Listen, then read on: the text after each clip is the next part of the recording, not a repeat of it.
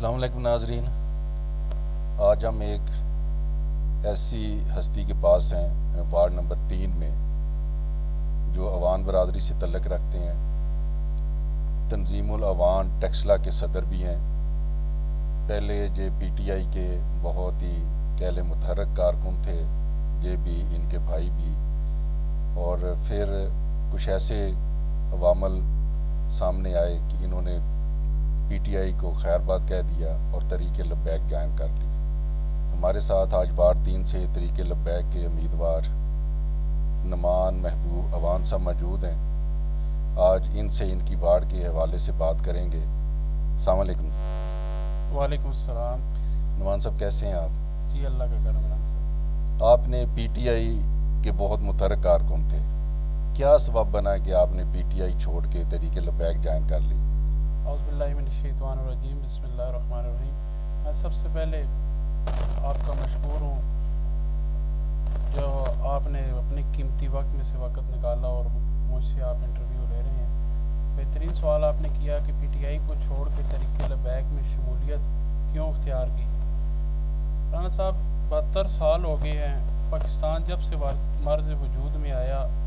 हम तमाम सियासी पार्टियाँ, सियासी धड़े, सब कुछ हम देख रहे हैं। एक ही उम्मीद हर बार हमें दिलाई जाती है कि सब कुछ अभी दुरुस्त होने वाला है, आज दुरुस्त होगा, 1 साल लगेगा, 2 साल लगेंगे।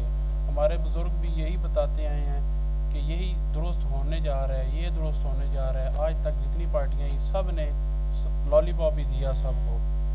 तो अभी जब PTI का एक नाम चला, एक हवा चली, उन्होंने तब्दीली का नारा लगाया कि तब्दीली आएगी, तब्दीली आएगी। हमने PTI को ज्वाइन किया सिर्फ इस मुल्क की खातिर कि शायद एक उम्मीद थी कि शायद ये इमरान खान आएगा और ये मुल्क को संवारेगा, लेकिन ये टोटली तौर पे नेगेटिव हुआ।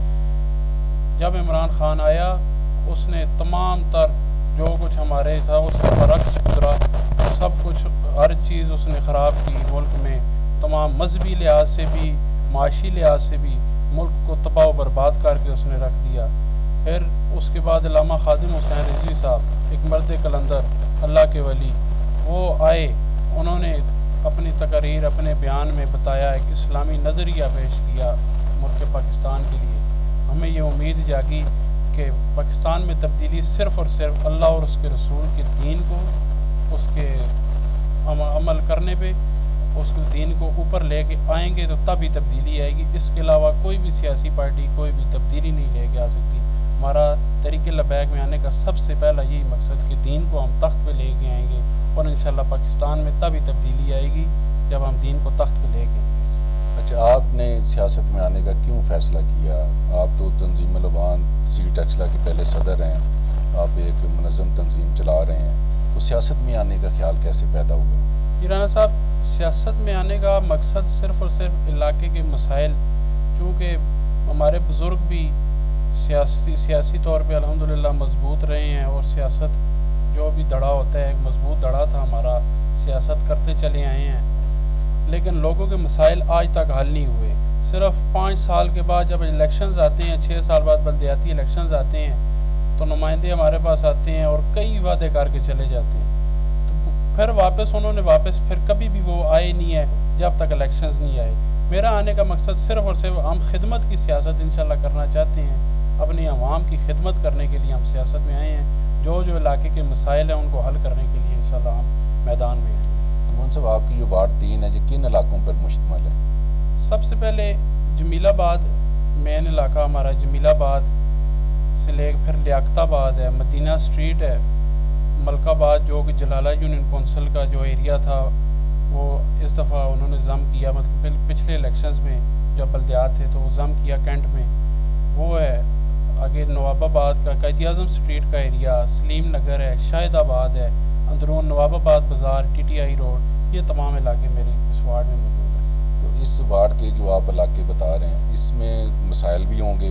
जब आप लोगों से वोट मांगने जाते हैं तो वो लोग आपको मसाइल की निशानदेही तो करते होंगे, फिर आप इसी वार्ड के रिहायशी हैं, तो इस वार्ड में कौन से जो मसाइल हैं जिसको आप समझते हैं कि फौरी हल होने वाले हैं? जी बिल्कुल, मसाइल सबसे पहले तो जमीलाबाद का मेन जो मसाइल का इस वक्त गढ़ बना हुआ है कि निकासी आब का मसला, हर गली में 1-1 फुट पानी खड़ा हुआ और गंदा पानी, जिसकी वजह से बीमारियां इंतहा से ज़्यादा फैल रही हैं। और इसके अलावा और जो मसाइल हैं हमारे इलाके के सेहत के हवाले से, कोई इधर सेहत का कोई ऐसा सिस्टम नहीं। दूसरा जनाजा गाह का, कब्रिस्तान का है।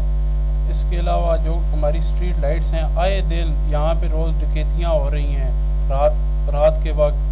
सिर्फ यही वजह है कि स्ट्रीट लाइट्स नहीं है, अंधेरा है और डकैतियाँ हो रही हैं। कैंटोनमेंट बोर्ड का अमला आता है, वो टैक्स ले के चला जाता है।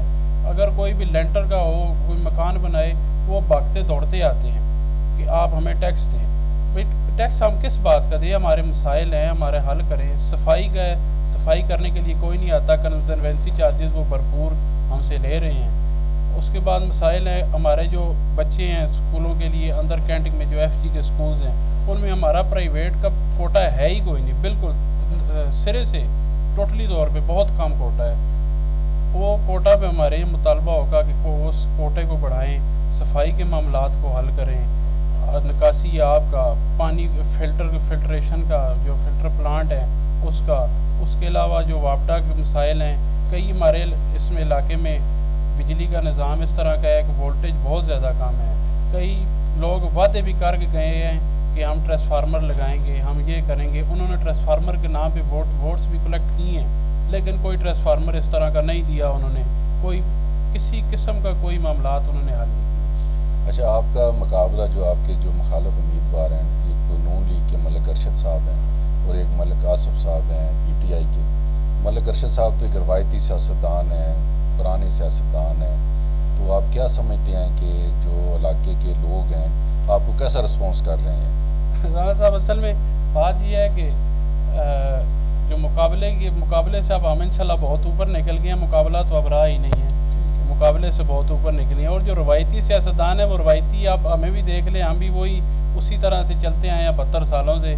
आज हम भी अगर तहरीक लबैक में शामिल हुए हैं, और सिर्फ हम नहीं शामिल हुए, बहुत से धड़े, बहुत सी बरादरियाँ अल्हम्दुलिल्लाह मेरे साथ हमायत का ऐलान भी कर चुकी हैं। और इन तमाम लोगों से सब लोग घबराए हुए हैं, सख्त तरीन घबरा के उन्होंने हमसे अल्हम्दुलिल्लाह हमारे साथ हमायत का ऐलान किया है। जी, आपकी जो वार्ड है किन बरादरियों पर मुश्तमिल है? ज़्यादा लोग किस बरादरी के हैं इसमें? ये मैं उस दिन भी अपने हरीफ हैं उनका भी सुन रहा था कि ये यहाँ पे उनका कुछ सियासी होमवर्क है ही नहीं। वो कहते हैं कि यहाँ पे बरादरियाँ कोई है ही नहीं। क्यों नहीं है बरादरियाँ? आप जमीलाबाद में जाएँ, कश्मीरी बरादरी एक बहुत बड़ा धड़ा कश्मीरी बरादरी। उसके बाद आप यहाँ कादियान स्ट्रीट में चले जाएँ, जंजुआ बरादरी बहुत बड़ी बरादरी। आगे चले जाएँ, शेख बरादरी बहुत बड़ी बरादरी। अल्हम्दुलिल्लाह गुजर बरादरी, मलक कैसर साहब कौंसलर हैं यूनियन कौंसिल के, उन्होंने अल्हम्दुलिल्लाह मेरे साथ हमायत का ऐलान किया है। आप अंदरून नवाबाबाद चले जाएँ, वहाँ पे देखें हज़ारा कम्यूनिटी, चित्राली कम्यूनिटी और सबसे बड़ी अमान बरादरी यहाँ पे मौजूद है। वो कहते हैं कि यहाँ पे बाहर के लोग हैं। कौन कहता है बाहर के लोग हैं? यहाँ पे बहुत बड़े बड़े धड़े, बहुत बड़ी बड़ी बरादरियाँ मौजूद हैं। ठीक है, तो इसके जो आपने मलिक कैसर साहब का जिक्र किया, वो तो जलाला यूनियन कौंसिल के काउंसलर हैं, तो क्या उन्होंने भी आपकी हिमायत का ऐलान कर दिया? जी बिल्कुल, उन्होंने मेरी हिमायत का ऐलान किया है। जो कि मैं अभी बता रहा था कि जलाला यूनियन कौंसिल का कुछ एरिया जो हमारी इस कैंट में जम हुआ है, वो मलिक कैसर साहब का ही एरिया था, वो इसमें जम हुआ है। अल्हम्दुलिल्लाह उन्होंने एक खिदमत की सियासत की है मलिक कैसर साहब ने, और लोग उन पे यकीन भी रखते हैं। और अल्हम्दुलिल्लाह बहुत ही अच्छा रिस्पांस हमें मिल रहा है मलिक कैसर साहब की तरफ से भी। वो बहुत मेहनत कर रहे हैं हमारे। तो वार्ड की जो यूथ है, माशाल्लाह आप भी यंग हैं, नौजवान हैं, तो वार्ड की यूथ जो है उसका क्या रिस्पॉन्स है आपकी? अल्हम्दुलिल्लाह सुमा अल्हम्दुलिल्लाह, वो खादम हुसैन रिजवी साहब जो यूथ के दिलों में शमा जला के गए हैं, वो शमा यहाँ हमारी वार्ड 3 क्या पूरी तहसील टक्सला में इस तरह रोशनी दे रही है यूथ में कि हम सोच भी नहीं सकते। तो वार्ड के कितने वोट हैं टोटल इस वार्ड के? तकरीबन 19,800 के लगभग हैं वोट्स यहाँ पे तकरीबन। अच्छा, तो हमारे साथ इस वक्त हकीम यूसुफ शरीफ साहब भी हैं, उनसे इस हल्के के बारे में पूछते हैं कि वो क्या कहते हैं इस हल्के के बारे में। हकीम साहब ज़रा रोशनी डालिएगा। अस्सलाम वालेकुम। मैं सबसे पहले राणा साहब आपका और पाक न्यूज़ एशिया की पूरी टीम का मशकूर हूँ दिल की अथाह गहराइयों से। आप लोग हमारी प्रॉपर्टी हैं, हमारी आवाज़ को बुलंद करने वाले लोग हैं। आपका बहुत बड़ा रोल जो है पाकिस्तान के अंदर, मीडिया का रोल जो है बहुत बड़ा रोल है, स्पेशली मैं वार्ड 3 के हवाले से आपकी जो तगोदो है, आप जो हमारी आवाज़ को ऊपर लेके आ रहे हैं, मैं अल्फाज नहीं रखता जो आपका मैं शुक्रिया अदा कर सकूं। राणा साहब बहुत शुक्रिया जनाब, अपना कीमती वक्त दिया आपने हमें। राणा साहब, जहाँ तक वार्ड 3 की बात है, साबका अदवार की अगर बात करूं तो हमारे जो उम्मीदवार हैं नुमान महबूब साहब बड़े अच्छे अंदाज में आपको सूरत हाल से आगाह कर रहे थे। अभी अगर हम देखें, सलीम नगर से हमारा ये सिलसिला शुरू होता है वार्ड का और जा ख़त्म होता है जमीलाबाद में। मजमूई तौर पे अगर इन गलियों में आप जाके देखें, और मैं ज़रूर आपको इस बात की दावत भी दूंगा कि आपको जाना भी चाहिए। हम एक सर्वे करेंगे इंशाल्लाह। जी ज़रूर, आपको जाना भी चाहिए और आपको देखना चाहिए, इसलिए कि लाज़मी बात है कि जर्नलिज्म के लोग हैं आप ही हैं जो इन लोगों की आवाज़ को ऊपर लेके आते हैं ताकि गवर्नमेंट तक भी मसाइल जो है वो पहुँचे। बदतर हालत है, गलियों में देखें कोई हालत नहीं, वहाँ चलने के लिए लोग परेशान हैं। बूढ़ा आदमी तो मैं समझता हूँ कि अब वो बेहतर यही है कि वो हेलीकॉप्टर रख ले अपने पास, क्योंकि पैदल तो वो चल नहीं सकता। बुजुर्ग आदमी, महंगाई, आटा खरीदने की सकत नहीं है तो हेलीकॉप्टर किधर से लेगा? असल में हेलीकॉप्टर की इसलिए बात कर रहा हूँ कि एक बुजुर्ग आदमी है, उसको फिर हमने अपने कंधों पे उठा के लेके जाना है। इन गलियों में तो बेचारा वो चल नहीं पा रहा, जो गलियों की हालत है। तो लाज़मी बात है, हुकूमत तो चल रही है ना, पहले भी हुकूमत चल रही है, पहले काउंसलर्स भी मौजूद हैं, MPs MLA सारे कुछ मौजूद है। उसके बावजूद हमारी गलियों की हालत ये है। अब ये निकास का मसला ये है कि नमाजी हजरात परेशान हैं। वो घर से जब निकलते हैं वो पानी लगता है, कपड़ों के साथ लगता है, कपड़े भी उनके नापाक होते हैं। मज़ीद अगर आगे जाके देखें हम, हमारी गलियां रोशन नहीं है, स्ट्रीट लाइट का कोई इंतज़ाम नहीं है। आगे चलते हैं, पानी की हालत को देखते हैं, साफ़ पानी मुहैया नहीं है हमारी आवाम को। वार्ड 3 के लोग बहुत परेशान हैं इस हवाले से। गरीब लोग हैं, प्राइवेट अपने बच्चों को स्कूल पढ़ाना उनके लिए बड़ा मुश्किल हुआ है। फेडरल के अंदर स्कूल है, एक मिनिमम सा कोटा है, उस कोटे में वो पूरे नहीं हो पाते। तो ये लोग इस तालीमी सिलसिले को भी सामने रखते हुए इंतहाई परेशानी के आलम में है। हमारा जो अगर देखें हम, जो नवाबाद बाज़ार का गेट है, बड़ी इसके ऊपर अवाम ने आवाज़ें भी उठाई। पिछले इलेक्शंस हुए, उसमें बड़े वादे वईद भी किए गए कि यहाँ पे बैरियर का निज़ाम होगा, 24 आवर के लिए जो है ना ये दरवाज़ा खोल दिया जाएगा। दरवाज़ा खोलना क्या था, जो खुला था वो भी बंद हो चुका। यहाँ से अब एंट्री मोटरसाइकिल भी नहीं जा सकता। वहाँ पे जाने के लिए ना, अब देखें इमरजेंसी हो जाती है। हमारा यहाँ पे अगर देखें सेहत का निज़ाम देखें तो सबसे बड़ा हॉस्पिटल हमारे पास PF है, PF हॉस्पिटल। अच्छा, PF हॉस्पिटल में पहुँचने तक अल्लाह न करे बंदा जो है वो चल बसता है, क्योंकि जाने के लिए हमने 2 नंबर बैरियर का रुख इख्तियार करना। अब नवाबाद का बंदा है या कायदे-आज़म स्ट्रीट का बंदा है, या अगर हम देखें लियाकताबाद का बंदा है, उसके लिए ये बहुत बड़ी सहूलत है। नवाबाद का जो गेट है, यहाँ भी अगर बैरियर का इंतज़ाम हो जाए तो हम फॉर इमरजेंसी, देखिए हम नहीं कहते, हमें पता है, हम अपने मुल्क की हिफाजत को प्रेफर करते हैं। सबसे पहले हमें पता है कैंट का एरिया है, यहाँ बहुत सारे मसाइल हैं, सिक्योरिटी के इश्यूज हैं। सारी बातों को सामने रखते हुए यहाँ जो अगर बैरियर लगेगा तो फॉर इमरजेंसी कम से कम वो तो ज़रूरत पूरी हो सके। बच्चों की अगर हालत देखें, अब देखिए हमारे छोटे छोटे बच्चे हैं, प्ले ग्रुप के बच्चे हैं, प्रेप ग्रुप के हैं, नर्सरी के हैं, पहली के हैं, दूसरी के। ये बच्चा खुद नहीं स्कूल जा सकता, इसके लिए जब माँ होती है साथ या बाप साथ होता है, वो बेचारा पैदल चलता है। 2 नंबर बैरियर से जाके उसने एंट्री करनी, ये वो करना। अगर यहाँ पे हमें ये सहूलत मुहैया हो हमारी वार्ड 3 को, तो मेरे ख्याल में ये बहुत अच्छा रहेगा हमारे लिए। तो इंशाल्लाह ये जो आपने मसाइलों की बात की, इसके ऊपर हमारे कैंडिडेट जो है वो बिल्कुल जो है ना कंप्रोमाइज़ नहीं करेंगे। इस बात के ऊपर इंशाल्लाह कंप्रोमाइज़ नहीं करेंगे, ये भरपूर अंदाज में इस आवाज़ को जो है ये ऊपर लेके जाएंगे। आगे हम चलते हैं, वाटर प्लांट की अगर बात करें, साफ़ पानी मुहैया नहीं है हमारी आवाम को, जो बुनियादी ज़रूरत है। देखें, साफ़ पानी के साथ ज़िंदगी है राणा साहब। तो राणा साहब, जब पानी ही मुझे नहीं मिलेगा, साफ़ पानी नहीं मिलेगा, तो मैंने मसाइल का शिकार होना। आज देखें आप, किडनीज़ और लीवर्स के कितने ज़्यादा जो है ना मसाइल बने हुए हैं। जिस बंदे को उठा के देखें, कोई लीवर को पकड़ के बैठा है, कोई किडनी को, ये क्यों? इसकी मेन रीज़न साफ़ पानी है। वाटर प्लांट्स लगे हुए हैं एक दो, लेकिन प्रॉपर तरीके से अब आबादी देखें, 1-2 से तो काम नहीं चलेगा। अब कितने हमारे साथ ये इलाके लग रहे हैं, जैसे जमीलाबाद की बात है, लियाकताबाद की बात है, शहदाबाद है, कायदे-आज़म स्ट्रीट है, मलकाबाद का कुछ हिस्सा है, आगे श्रीनगर है, बहुत बड़ी आबादी है। देखिए 20,000 राउंड अबाउट जहाँ पे वोट है, तो कितनी बड़ी आबादी है। यहाँ पे मैं समझता हूँ, जैसे जमीलाबाद का इलाका है, मैं ये समझता हूँ कि जमीलाबाद के अंदर 2-3 प्लांट्स होने चाहिए, जो वाटर प्लांट पॉइंट है, ऐसी कायद आज़म स्ट्रीट है, यहाँ भी 2 पॉइंट, आगे है शहदाबाद है, सलीम नगर है, और फिर जो हमारा स्पेशली बाज़ार का एरिया अगर देखें नवाबाद की जो बाज़ार है, जो CB स्कूल की तरफ जो हमारा वो पोलिंग बन रहा है, या FD चौधरी की तरफ जो पोलिंग बन रहा है, यानी कि बाज़ार का CB की उससे TTI की दीवार से लेके 2 नंबर बैरियर तक का, GT रोड के उस पार की बात करो, कितने वाटर प्लांट राना साहब लगे हुए हैं, आपने भी तो देखा होगा, आप भी तो जाते रहते हैं इन इलाकों में, नहीं है, कुछ भी नहीं है। वाटर प्लांट का इशू भी बहुत ज़्यादा यहाँ पे है, ताकि लोगों को साफ़ पानी जो है वो मुहैया हो सके। इंशाल्लाह भरपूर अंदाज में ये सारे मामला करने की कोशिश की जाए। मलिक नवान साहब, आप अपने वोटर्स को क्या पैगाम देना चाहते हैं कि वो आपको कामयाब कराएं, आप उनके लिए क्या करेंगे?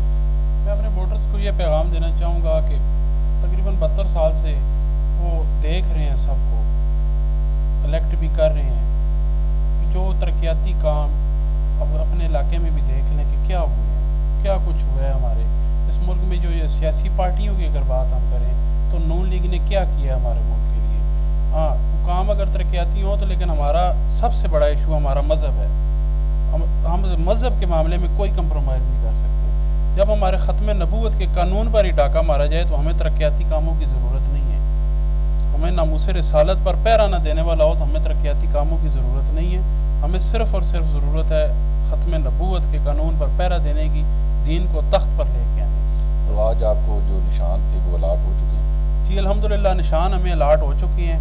सबसे बड़ा मसला ये चल रहा है कि ये प्रोपेगेंडा। बिल्कुल सवाल ये है कि जी आप मेरे ख्याल जहाँ भी जाते होंगे आपको कहते होंगे ये तो बैन तंजीम है, ये ज़रा क्लियर कर देना। बिल्कुल, इसको मैं बताना चाहूँगा अपने तमाम वोटर्स को, बल्कि पूरे जो हैं हमारी 10 की 10 वार्ड्स हैं या और कैंटोनमेंट बोर्ड की, जहाँ तक मेरी बात जाती है कि ये बैन ये टोटली तौर पे प्रोपेगेंडा है। कोई एक सियासी जमात दूसरी सियासी जमात को बैन नहीं कर सकती, ये कोई हो ही नहीं सकता जब तक एक सुप्रीम कोर्ट या इलेक्शन कमीशन बैन ना करे। अल्हम्दुलिल्लाह सुप्रीम कोर्ट और इलेक्शन कमीशन के ऑर्डर्स हमारे पास मौजूद हैं।